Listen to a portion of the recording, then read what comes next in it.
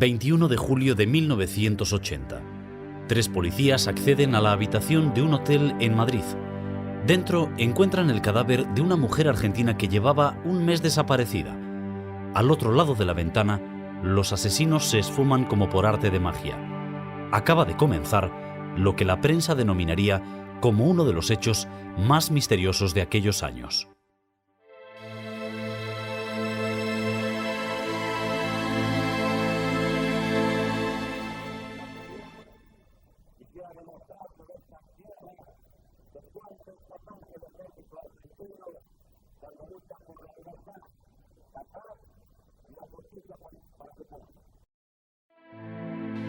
Entre 1976 y 1983, Argentina sufrió una terrible dictadura que regó el país entero de muerte, torturas medievales, personas arrojadas vivas al mar o niños robados a sus padres. Al igual que en la Alemania nazi, los aprendices argentinos de Hitler iniciaron su propio genocidio, dejando a miles de familias en la diana del terror. Se recomienda a todos los habitantes el estricto acatamiento a las disposiciones y directivas que emanen de su autoridad militar, de seguridad o de policía, así como extremar el cuidado en evitar acciones y actitudes individuales o de grupo que puedan exigir la intervención drástica del personal en operaciones. Firmado Jorge Rafael Videla, Teniente General, Comandante General del Ejército.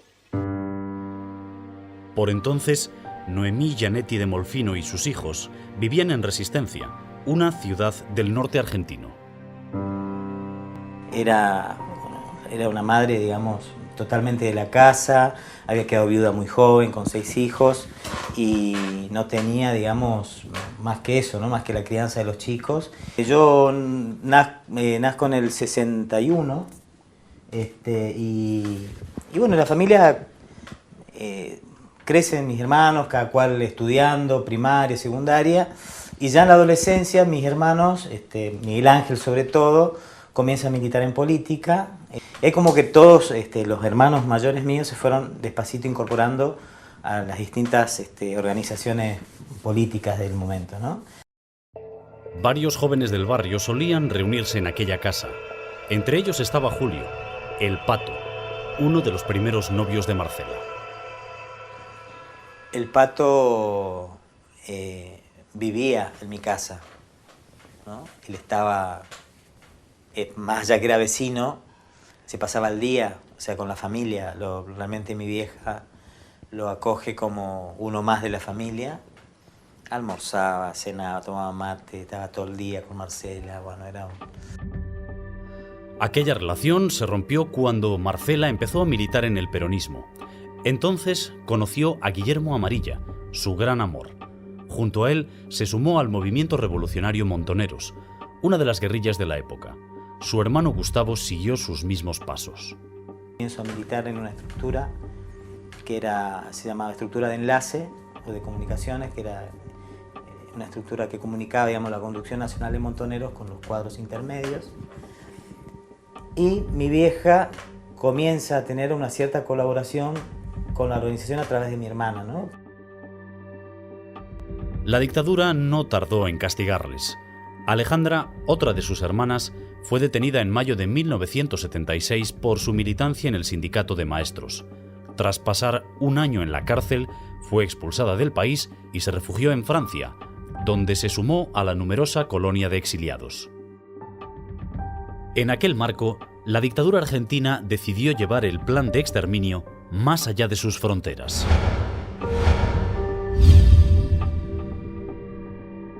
En julio de 1977, el régimen de Videla estableció un centro represivo en París, destinado a perseguir y controlar a los refugiados argentinos. Algunos meses después, el grupo se trasladó a Madrid. Mientras la dictadura tendía redes en Europa, Noemí y su hijo Gustavo se veían obligados a marcharse de Argentina, un país que ya se parecía demasiado al infierno. Yo en aquel momento no quería irme. Mi mamá me dijo que volvía en marzo. La verdad que nunca me dijo en marzo de qué año, ¿no? En agosto de 1978, Emilio Miñone, un profesor argentino que tenía una hija desaparecida, recorrió algunos países europeos para denunciar estos crímenes. Según un documento secreto de la Embajada de Estados Unidos en Buenos Aires, aquel desesperado padre contactó con el entorno del rey Juan Carlos para pedirle que suspendiese su visita a Argentina, prevista para noviembre de ese año. Sus ruegos no valieron de nada. Siguiendo el guión previsto, los reyes viajaron a aquel país e incluso premiaron a Videla con varias medallas. La decisión de los reyes no sentó nada bien entre los familiares de los desaparecidos. Es el caso de Graciela Lois. Su esposo, de origen español, había sido secuestrado en Buenos Aires. En realidad nosotros a todo el mundo le pedíamos que no viniera, para no avalar de esa manera al gobierno militar, a la dictadura. No solamente a los españoles, pero bueno, yo creo que estaban los negocios antes que las personas.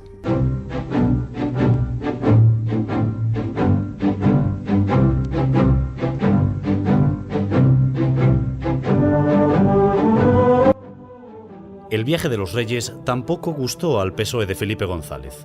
No ocurría lo mismo en otros partidos de la joven democracia española. Para salir adelante, para ganar el futuro, es la hora de contar con Coalición Popular. Para salir adelante, para ganar el futuro, es la hora de contar con Coalición. Por ejemplo, el grupo de Fraga Iribarne tenía muy buena relación con la Junta Militar argentina, ¿no? Esa visión justamente negativa que tuvimos después todos de la Junta Militar argentina no era tan extendida entonces. Entonces había gente que tenía una relación, entre comillas, normal, si se puede hablar de normalidad en esas situaciones, ¿no? Por ejemplo, si había una recepción en la Embajada Argentina, nosotros no íbamos. Desde que existía la Junta Militar, pero mucha gente de las clases del mundo social y político y cultural madrileño sí iba, con toda entre comillas normalidad. No le parecía que hiciera nada malo yendo a rendirle pleitesía a los representantes de la Junta Militar. Poco tiempo después de la visita de Juan Carlos y Sofía a Videla, Yáñez Barnuevo fue enviado por el PSOE a una breve gira por Sudamérica. Durante su visita, logró reunirse con uno de los principales jefes de la dictadura, el almirante Emilio Eduardo Masera. Es verdad, pero no toda la verdad, que esto es una guerra entre la libertad y la tiranía. Lo cierto, lo absolutamente cierto, es que aquí y en todo el mundo, en estos momentos, luchan los que están a favor de la muerte y los que estamos a favor de la vida. Estuve con el almirante Masera en una entrevista muy dura y muy tensa que me acompañó el embajador de España, en el que él no reconocía nada de nada y en todo caso hablaba de cada unidad militar tenía autonomía en las acciones a las que yo estaba haciendo referencia, es decir, dio la negativa por respuesta a todas mis preguntas y fue una reunión desagradable. Con la escalada represiva de fondo, Marcela Molfino y Guillermo Amarilla decidieron abandonar el país e instalarse durante una temporada en Francia, donde nació su tercer hijo. Ahí ya en ese contexto, digamos, mi hermana y Guillermo que plantean una estadía momentánea, ¿no? Ellos no pensaban quedarse exiliados en Europa ni en ningún país, era la idea, un tema de pasada. En efecto, los Molfino seguían en la mira de Videla y sus secuaces. Otro de los hermanos, Miguel Ángel, fue obligado a pasar la mayor parte de la dictadura en una cárcel, tras ser secuestrado y soportar todo tipo de torturas. Esto fue en febrero del 79 y hay una llamada telefónica desde Argentina donde nos cuentan que mi hermano Miguel Ángel había sido detenido. Aquel no sería el último golpe. A mediados de 1979, Marcela y Guillermo volvieron a Argentina en el marco de la contraofensiva, un plan que consistía en el regreso de los militantes para reforzar la lucha contra el régimen. Sin embargo, casi todos fueron apresados y asesinados. Marcela, Guillermo y sus 3 hijos cayeron en manos de la dictadura el 17 de octubre de ese año. Los niños fueron devueltos a la familia paterna un par de semanas después, algo poco habitual por parte de los militares, mientras que Marcela y Guillermo fueron trasladados a Campo de Mayo, uno de los peores campos de concentración de la dictadura. Ahí de vuelta ya esta historia nos desacomoda un poquito.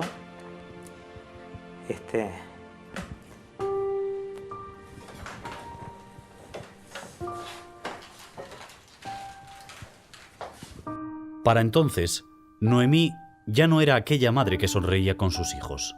Angustiada por el destino de su familia, acabó sumándose a quienes reclamaban verdad y justicia. Así llegó a Ginebra, donde presentó una denuncia ante las Naciones Unidas. Todavía no sé dónde está mi hijo. Una persona buena, porque tiene que faltar y no saber dónde los tenemos. La juventud que estudió, que tanto se sacrificó para estudiar y ahora... Frente a aquellos crecientes gritos contra la impunidad, la dictadura recurrió a la enésima mentira. Según sus jefes, se trataba de una campaña internacional contra la Argentina. Nuestra voz, la voz del ejército, va dirigida a la nación toda, convencido de que si los argentinos comprendemos cabalmente los hechos ocurridos, de nada servirá la insidiosa acción que se lleva en el exterior. Debe entenderse que aquí no ha habido, no podía haberla en un país históricamente pionero en los derechos del hombre, violación alguna de los derechos humanos. Ajena al eco de esos discursos, el 11 de junio de 1980, la reina de España volvía a Argentina en una visita oficial. Ese mismo día, un comando de la dictadura se desplazaba a Lima, Perú, para preparar un nuevo operativo contra montoneros. Entre sus objetivos figuraban Noemí y su hijo Gustavo, quienes llevaban algunos meses en la capital peruana. A principio del 80, a mí la organización me encarga una tarea, de que tenía que trasladarme a Lima y a montar la infraestructura, digamos, de la organización, porque teníamos una reunión importante. Yo ahí me separo de mamá, y unos meses después mamá también viaja a Lima. Para llevar a cabo este operativo, los militares trasladaron a la capital peruana a Federico Frías, un militante montonero que había sido secuestrado poco antes en Argentina.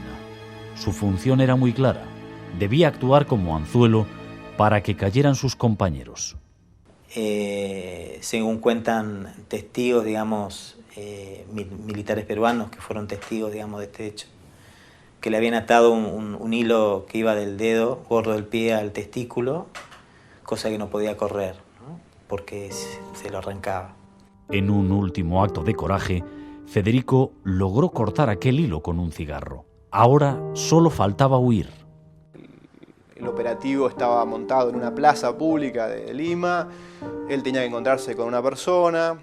Él, simula toda esta situación, y cuando lo dejan en el lugar, en la plaza, para que espere a su contacto, él se va corriendo, se escapa corriendo. Se llevaba un buen trecho corriendo por las calles de Lima, y el represor argentino hace 2 o 3 disparos al aire y gritando "agarren al ladrón". Ahí sale un muchachito de una tienda, un vendedor, creyendo realmente que era un ladrón, y le hace una zancadilla, ¿no? En ese momento, uno de los militares o de los paramilitares que estaba en este grupo le da un golpe en la cabeza con la culata de un arma y esto le produce una herida de corte, le empieza a sangrar mucho la cabeza y entonces se produce un gran tumulto. Esto fue a plena luz del día, 2 de la tarde, en una zona muy concurrida de Lima. Tras aquel frustrado intento de fuga, Federico volvió a ser utilizado como carnaza al día siguiente. El joven montonero tenía previsto encontrarse en Lima con María Inés Raberta, otra integrante de esa organización que le esperaba en la capital peruana. A las 17 horas aproximadamente del día 12 de junio, mamá va a concurrir a la cita y ahí es en donde el operativo, o sea, la patota, secuestra a mi mamá junto con Frías. El operativo siguió con la detención de Julio César Ramírez, otro de los militantes que estaban en Perú. Había una decisión de ir por, digamos, secuestrar y aniquilar, como decían ellos, cualquier expresión de resistencia a la dictadura. A las 10 de la noche de aquel 12 de junio, la reina Sofía estaba ofreciendo una recepción en la Embajada Española de Buenos Aires. Al mismo tiempo, agentes enviados a Lima cometían un nuevo secuestro. Había llegado el turno de Noemí. Su hijo Gustavo regresaba de hacer unas compras cuando se encontró con una escena dantesca. Era una zona, un barrio residencial muy tranquilo. A esa hora nunca había nadie, ¿no? Y veo en la esquina de mi casa 4 hombres visiblemente armados, ¿no? De los cuales, al yo entrar así en la calle, me miran. Entonces, si retrocedía, iba a ser sospechoso y seguramente toda la zona había sido liberada. O sea, ellos operaban en zonas liberadas y eso de hecho después se sabe, ¿no? Que la policía peruana limpiaba de lo que sería patrullero y todo, que dejaba la zona limpia para operar tranquilamente, ¿no? Eso acá en Argentina fue zona liberada, era muy común, ¿no? Sigo caminando, paro a 20 metros de ellos, que había un teléfono, y me paro a hablar por teléfono, ¿no? Y en un momento miro hacia un costado, era plena noche, pero había esas luces en las esquinas que iluminaban así, se llega a ver bien claramente 2 autos rodeados también de hombres armados, y adentro logro ver a María Inés Raberta, sentadita, que nos miramos y bajamos la cabeza. Ella bajó enseguida la cabeza, no dijo absolutamente nada. Aterrado por la situación, Gustavo se apresuró a llamar a su madre. Ella seguía dentro de la vivienda. Pero entonces le digo, mira, te quiero contar algo, la casa está completamente rodeada, ¿no?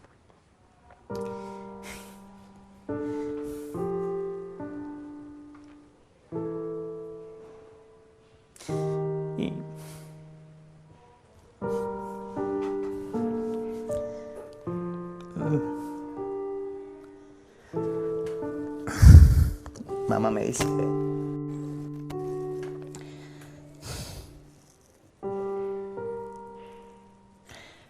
que me escapara yo, que tenía toda la vida por delante.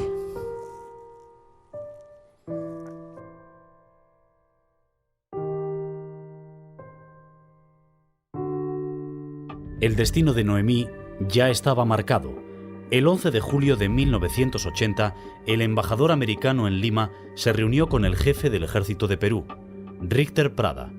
Durante la reunión, el peruano enseñó un mensaje enviado por el teniente Leopoldo Galtieri, máximo responsable del Servicio de Inteligencia Militar Argentino, también conocido como Batallón 601. En aquella nota, Galtieri adelantaba que en poco tiempo ocurriría un acontecimiento interesante. La sorpresa se revelaría 10 días después en un aparthotel de Madrid.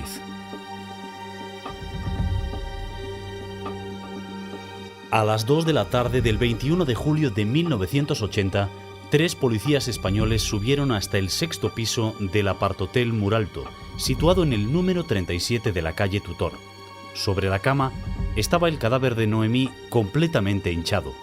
Junto a ella había varios pasaportes falsos, dejados a conciencia por sus asesinos. Ya estaba en marcha una de las campañas más crueles del régimen argentino. Por ahí sí fue cuando me entero en Lima de que había aparecido el cuerpo de ella.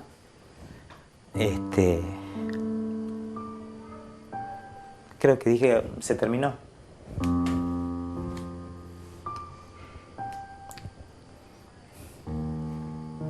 No había más nada.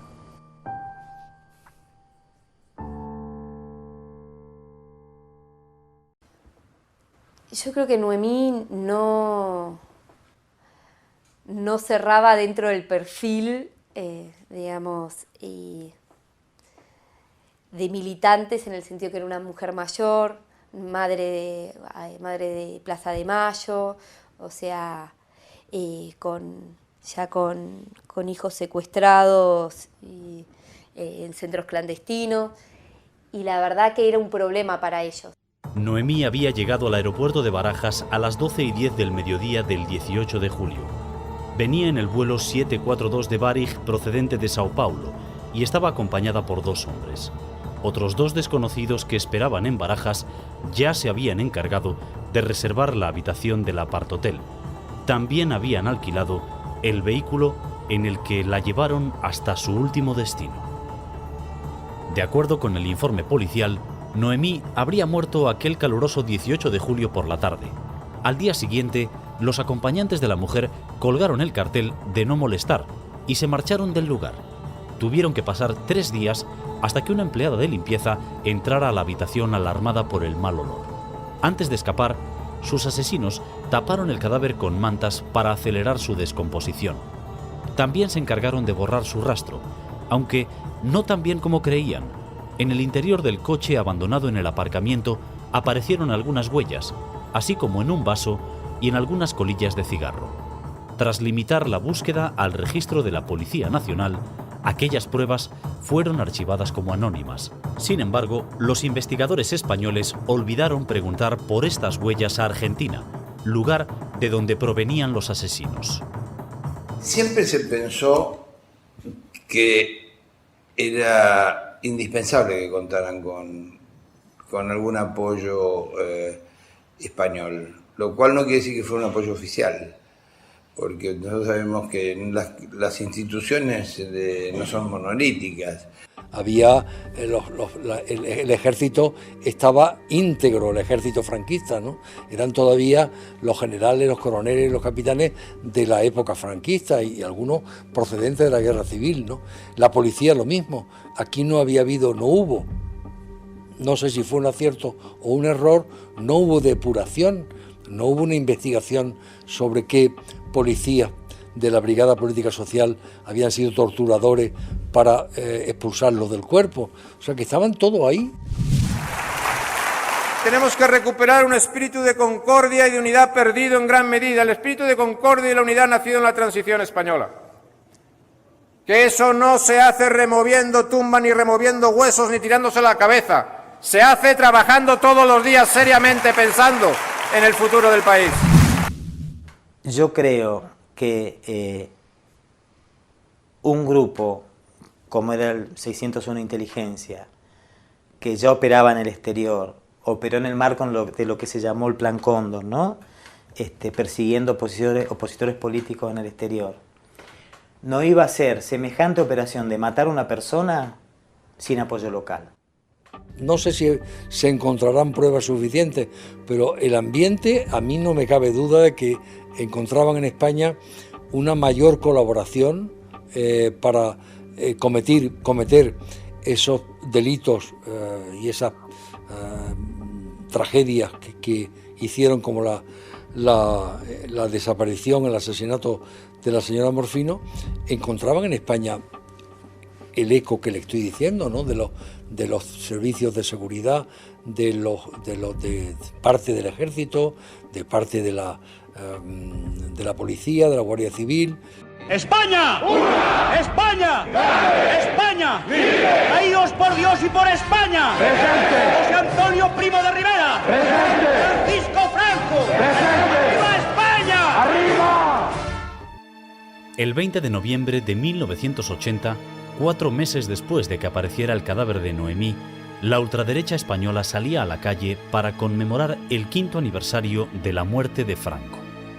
Franco encontró una España destruida, deshecha, llena de piojos, llena de cadáveres, saqueada miserablemente por el comunismo y la masonería, y nos dejó una España maravillosa, una España arriba, una patria limpia, llena de alegría, y nos lo han destruido, nos lo han dejado llena de terrorismo, de miseria, de anarquía.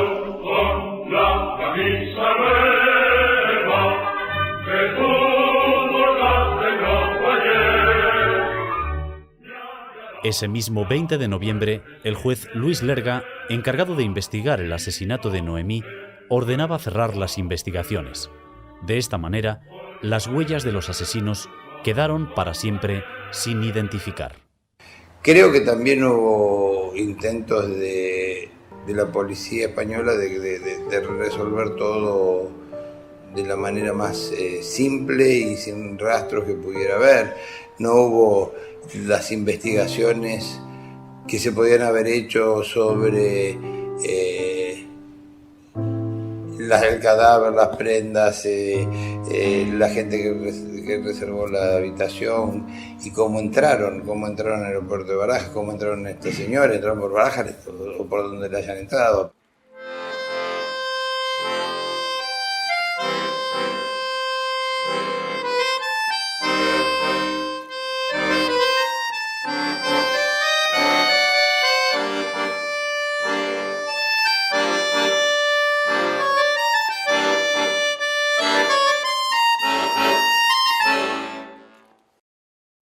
Argentina regresó a la democracia en diciembre de 1983, con la asunción de Raúl Alfonsín como presidente. Antes de abandonar el poder, los militares establecieron un pacto de silencio. Nadie, jamás, daría la más mínima pista sobre crímenes como el de Noemí. Tampoco permitirían conocer el destino de los cerca de 30.000 desaparecidos, entre los que estaban Marcela y Guillermo.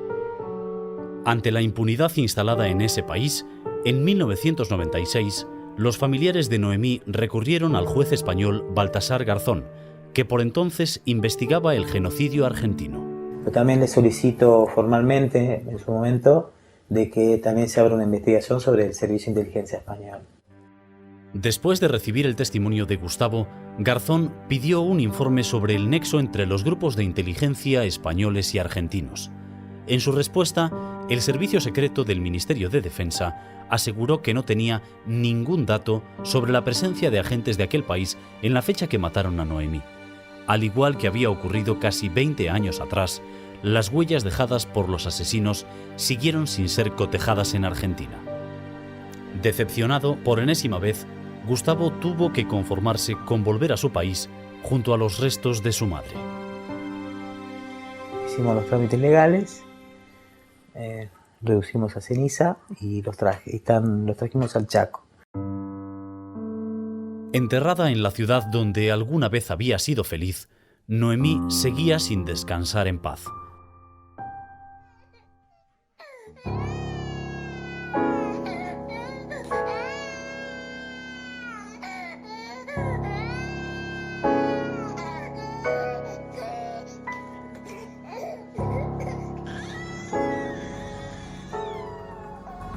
El viernes 30 de octubre de 2009 empezaron a sonar los teléfonos de los Molfino. Al otro lado estaba Estela Carlotto, presidenta de Abuelas de Plaza de Mayo, el grupo que busca a los niños robados por la dictadura.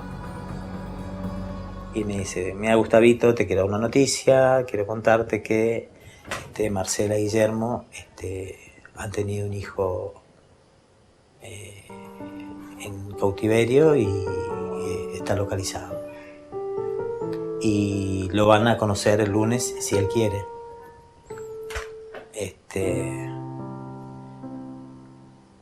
Por supuesto que en el momento colgué y bueno, emoción total, no puedes creer.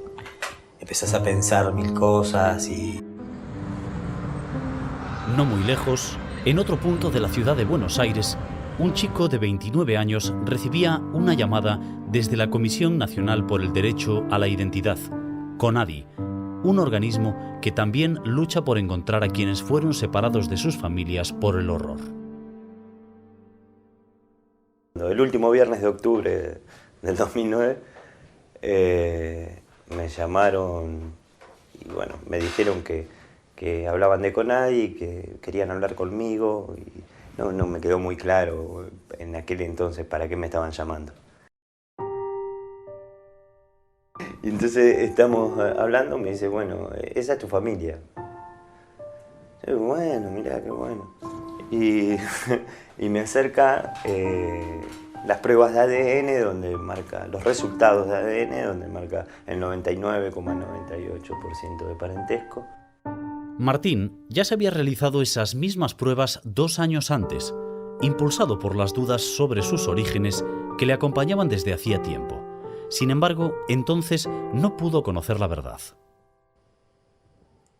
Y le dan negativo justamente porque en la familia Molfino y Amarilla nunca supimos que Marcela, cuando la secuestran, estaba embarazada. A ver, yo la vi 2 meses antes y por supuesto nunca hablamos nada de eso y una hermana mía, Lili, la vio creo que 15 días antes del secuestro. Y tampoco hubo ningún comentario ni hacía referencia a la sospecha de que le haya dicho, che, parece que estoy embarazada de vuelta, no, nada. Entonces la familia no tenía como antecedente la posibilidad del embarazo. En 2008, una matrona del Hospital Militar de Campo de Mayo revela que Marcela Molfino había dado a luz un niño.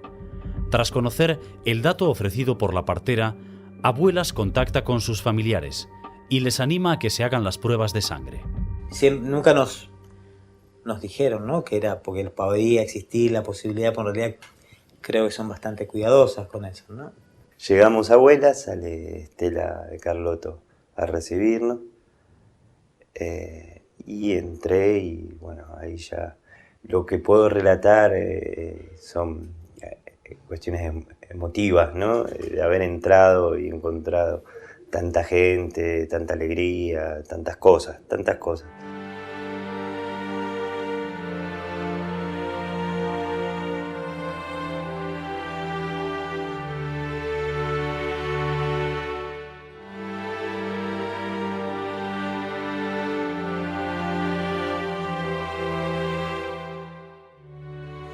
Vio fotos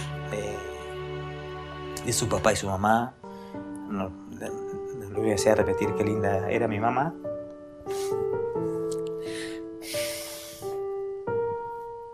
Impresionante. Él se abrazó con los primeros que estaban ahí, que se abrazó. Le decíamos, yo soy tu tía, no. Y en realidad después, enseguida le dimos prioridad para que se abracen con sus hermanos, ¿no? Que eran, siempre bromeamos, ¿no? Son tan parecidos que si se hubiesen puesto a la par no hubiese hecho falta ninguna comprobación genética, ¿no? Son realmente idénticos. Era algo tan fuerte que recuerdo que fue un momento muy alegre. Pero si me preguntan quién fue el primero que abrazaste, no tengo idea. Aparte en aquel momento, cuando se va acercando la gente, no sabes quién es familiar, quién es de abuela, no sabes a quién estás abrazando. Después, finalmente sí. Pero con mis hermanos pasó eso, no necesitamos presentación. Y entre ellos se miraban.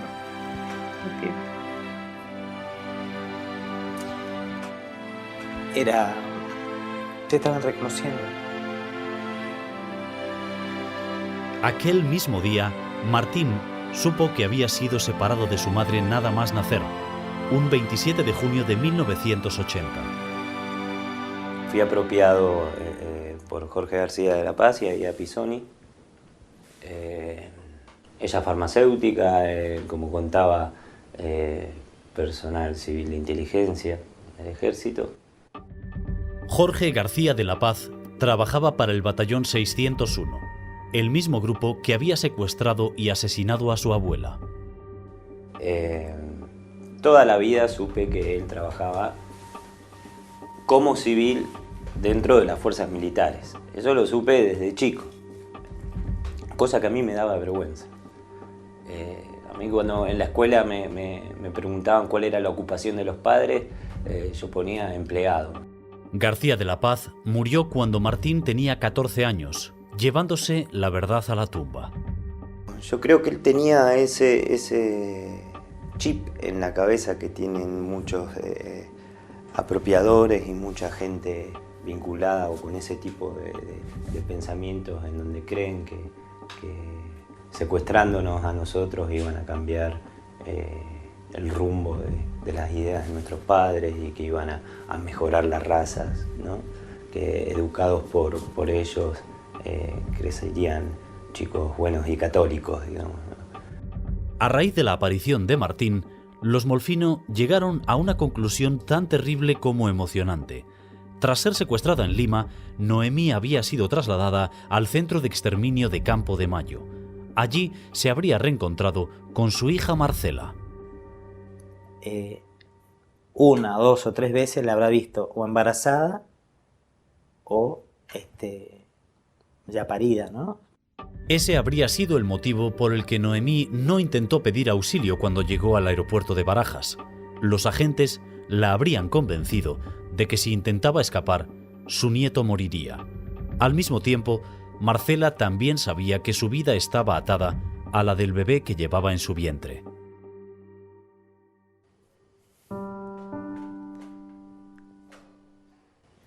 Mi hermana supo que iba a tener 9 meses más de vida y que después que naciera la iban a matar. Afortunadamente, el 21 de agosto de 2009 se presentó ante la Secretaría de Derechos Humanos una sobreviviente de Campo de Mayo, quien relató que Marcela Esther Molfino habría dado a luz a un niño en ese centro clandestino de detención. Las 3 búsquedas se juntaron y el hijo de Marcela y Guillermo pudo saber la verdad. Eso fue ayer. Poco después del reencuentro, Martín fue recibido por la presidenta Cristina Kirchner, que también le felicitó por su nueva vida. Bueno, ese día fuimos algunos tíos Amarilla, fui yo, lo acompañamos, fueron por supuesto algunas abuelas. Por supuesto creo que Cristina le habló de su papá, porque era un dirigente conocido. Y bueno, pero se sentó en el sillón de la presidenta, ella lo abrazó y él estaba ahí sentado, muerto de risa. Entre aquellas risas, nervios y llantos, Martín comenzó a reconstruir la vida de sus padres. Me lo imagino como una pareja muy feliz a ellos dos en su conjunto, ¿no? Como que hacían un buen complemento y estaban felices entre ellos. Y me lo imagino como una dulce madre, como una muy buena madre. El hecho de no haberse separado de mis hermanos creo que fue hasta último momento la define como era como madre. Y el hecho de haberme aguantado a mí 9 meses ahí adentro también la define. También conoció la dramática historia de su abuela y su crimen aún impune. Toda la gente que llegó a conocerla, inclusive hasta gente que no la llegó a conocer, me habla maravillas de ella. Me habla como una persona que tenía las puertas abiertas de su casa para todo el mundo, que entraban los chicos y que les amasaba las pastas y que era como una gran madre protectora de todos, ¿no? Tengo esa imagen de ella. Y también como qué loco, porque la veo como la madre de mi mamá, ¿no? Así la veo. Lo de la señora de Molfino fue una familia muy castigada, muy golpeada por la dictadura y bueno, esto que se haya recuperado la identidad de su nieto es como una especie de revancha a lo largo del tiempo y que su propia vida ha sido importante para demostrar la metodología del perverso terrorismo de Estado, ¿no? Al poco tiempo de recuperar a Martín, los Molfino recibieron una noticia que parecía explicar algunas cosas. Durante varios años, el enemigo había estado en su propia casa. El Pato Marturet, aquel primer novio de Marcela y amigo de la familia, era algo más que un simple vecino. Y hace unos años atrás, cuando salen publicadas las listas de los integrantes del Batallón 601 de Inteligencia, nos llevamos la sorpresa que el Pato Marturet, Julio César Marturet, había sido integrante del Batallón de Inteligencia. Tras conocer este listado, Gustavo llamó por teléfono al viejo amigo de la familia. Atiende él el teléfono. Le digo, Pato, me dice, sí, ¿quién habla? Habla Gusti, le digo. Me dice, Gustavito, ¿cómo andás, Gusti? ¿Dónde andás? ¿Qué es de tu vida? Le digo, yo ando bien. Le digo, ¿vos cómo andás después de lo que te enteraste? No, pero eso es todo mentira, yo no soy, ¿qué es? Entonces le digo, a ver, Pato, le digo, es tu número de documento, todos los datos corresponden. Y se hizo así muy el gil, ¿no? Y en un momento me reconoce, ¿no? de la conversación, diciendo que él hizo tareas de inteligencia. Le dice, pero solo trabajo de economía, no mucho más que eso. Pero él termina reconociéndomelo por teléfono. Y quedamos. Después, bueno, le dije que algún día nos encontraremos, ¿no? Y le llevaré la foto de mamá, Marcela y Guillermo, ¿no? Para que los mire a ver qué le sucede, ¿no? Cuando lo vea. Martín también se dirigió al primer novio de su madre para tratar de remover su conciencia. De que si él era realmente el que aparecía en un primer momento en los listados del Batallón 601,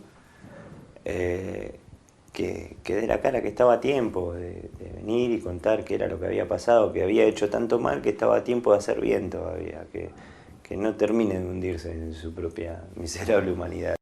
Marturet nunca respondió. Tampoco lo han hecho los asesinos de Noemí, ni los que hicieron desaparecer para siempre a Marcela y Guillermo. A pesar de todos ellos, hoy los Molfino se aferran más que nunca a la vida. Martín es muy especial, ¿no? No usaba celular, no usaba nada. Y los primeros meses que empezamos a tener relación, y se compra un celular. Se olvidaba el cargador, se olvidaba. Estaba 3 días sin. Y a mí me agarraba una desesperación terrible. Y un día se lo dije. Contéstame siempre, celular a mí.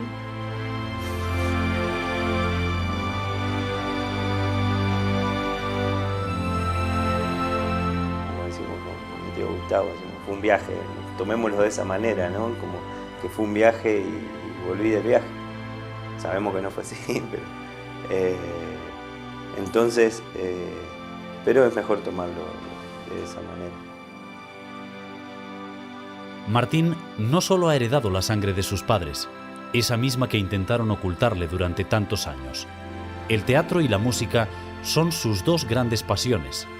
Es un amante del acordeón y la guitarra, exactamente los mismos instrumentos que tocaban sus padres. Así que musicalmente vengo así, el árbol genealógico, que viene de un lado la guitarra y del otro el acordeón, y ahí salió esos dos instrumentos. Llegaron a mi vida, no sé cómo.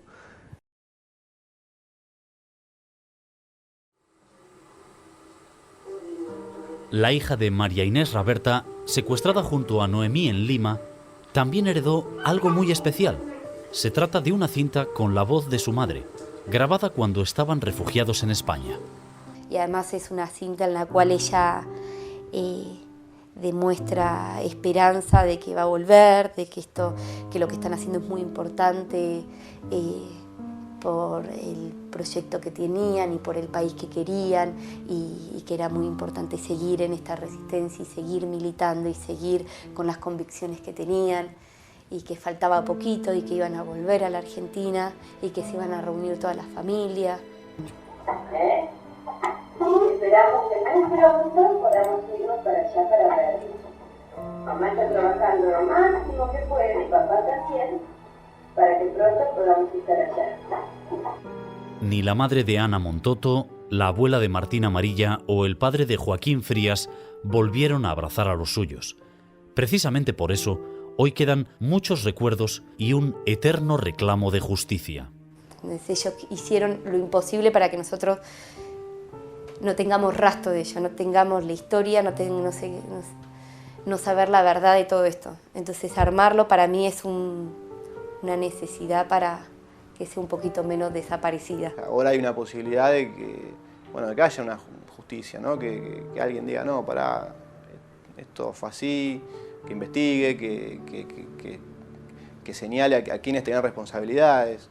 No solo a estos tipos que fueron, sino quienes los mandaron, quienes le dieron las órdenes, quiénes sean los responsables, a quién se le ocurrió esto de salir a buscar a todos los que quedaban. ¿Quiénes fueron los cómplices en España? Y sobre todo también que aporten los datos de quiénes eran los argentinos que operaron en España. Si el gobierno español dice que eso no fue así, que no hubo complicidades, bueno, lo mejor que puede hacer es abrir todo para limpiar la imagen, si es que están interesados. Y si no, seguirán siendo culpables hasta que demuestren lo contrario. Hay una decisión del gobierno argentino de seguir investigando a fondo todo lo sucedido con las víctimas del terrorismo de Estado y con todos los que fueron los ejecutores del terrorismo de Estado. Y acá, si ustedes me permiten, ya no como compañero y hermano de tantos compañeros y hermanos que compartimos aquel tiempo, sino como presidente de la Nación Argentina, vengo a pedir perdón del Estado Nacional por la vergüenza de haber callado durante 20 años de democracia.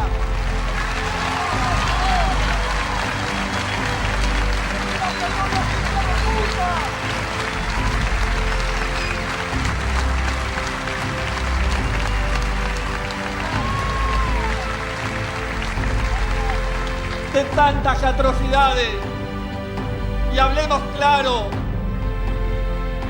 No es rencor ni odio lo que nos guía y me guía. Es justicia y lucha contra la impunidad. Y a los que hicieron este hecho tenebroso y macabro de tantos campos de concentración como fue la ESMA, tienen un solo nombre. Son asesinos repudiados por el pueblo argentino. Mientras Argentina lucha contra los fantasmas del pasado, a Martín le atormenta una pregunta: el nombre que le hubiesen puesto sus padres. Para mí lo más importante fue recuperar la identidad, encontrarme con mi familia. Y si después de 29 años llegó eso, pasarán 3, 4, 5, no sé cuántos años más, pero llegará el nombre también. Lo más importante ya está. Para mí Martín es no sé, es un premio, es una bendición, es la vida después de la muerte. Pero sobre todo Martín, que es maravilloso.